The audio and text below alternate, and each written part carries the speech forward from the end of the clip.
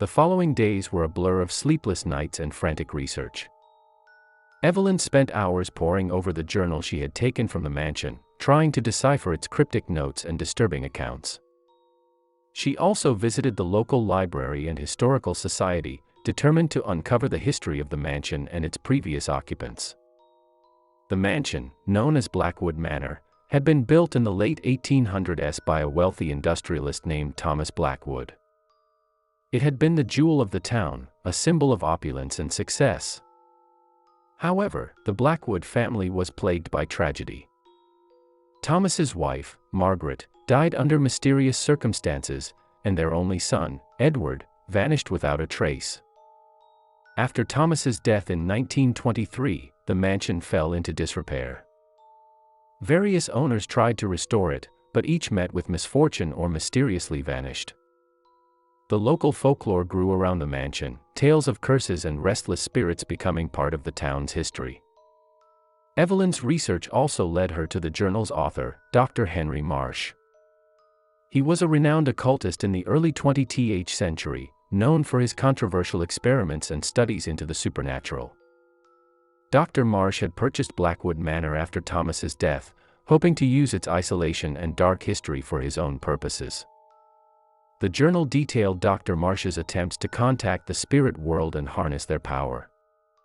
His final entry spoke of success and terror, suggesting he had indeed managed to bind a powerful spirit to the mansion.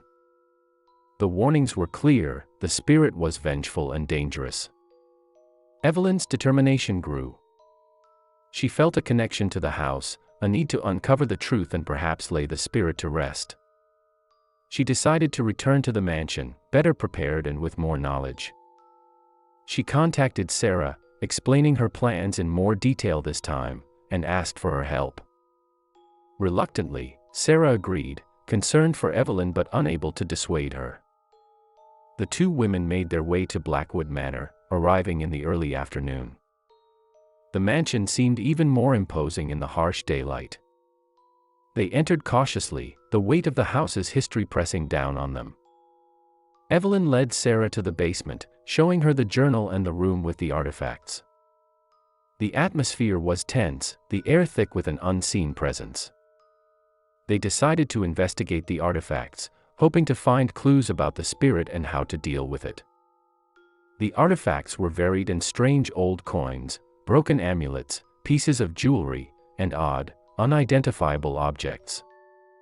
Evelyn took photos and made notes, trying to piece together their significance. As they worked, the whispers began again, faint and distant. "Do you hear that?"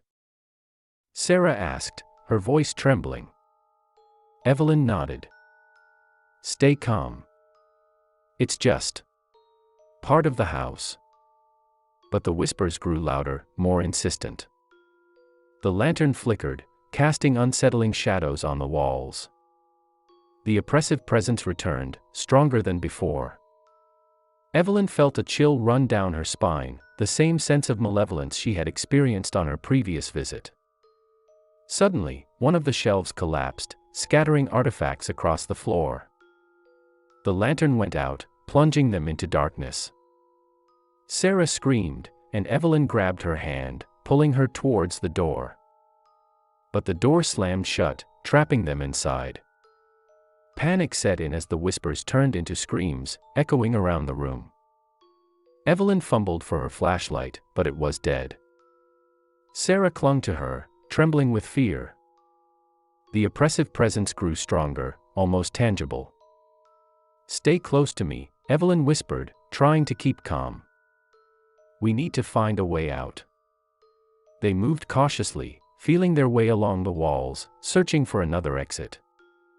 Evelyn's mind raced, trying to recall the journal's warnings and any hints about the spirit's weaknesses. She remembered a passage about a protective symbol, a sigil that could ward off the spirit. "We need to find the sigil," Evelyn said, her voice shaking. "It might help us." "Where do we look?" Sarah asked, her voice barely audible over the screams. "On the artifacts. There might be something there." They felt their way back to the scattered artifacts, searching blindly in the dark. Evelyn's fingers brushed against something cold and metallic. She picked it up, realizing it was a small amulet with a strange symbol etched into it. "Here," she said, pressing the amulet into Sarah's hand. "Hold on to this. It might protect us." The screams grew louder, more intense. Evelyn felt a cold, clammy touch on her arm, and she recoiled in horror. They needed to get out, but the door wouldn't budge. Desperation surged through her as she searched for another way. Then she remembered the small window she had seen on her first visit, near the ceiling on the far wall. It was their only chance. "Over here!" she shouted, pulling Sarah towards the window. They reached the window, but it was too high to reach. Evelyn boosted Sarah up, her friend struggling to open the rusty latch. Finally, it gave way, and Sarah squeezed through, tumbling outside.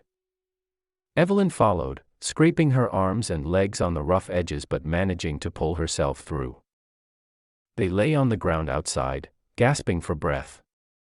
The mansion loomed above them, silent and still. Evelyn clutched the amulet, feeling a strange warmth emanating from it.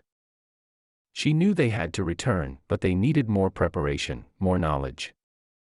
Evelyn and Sarah left the mansion, shaken but determined. They vowed to uncover the truth and find a way to lay the spirit to rest. The mansion held its secrets tightly, but they were resolved to unravel them, no matter the cost.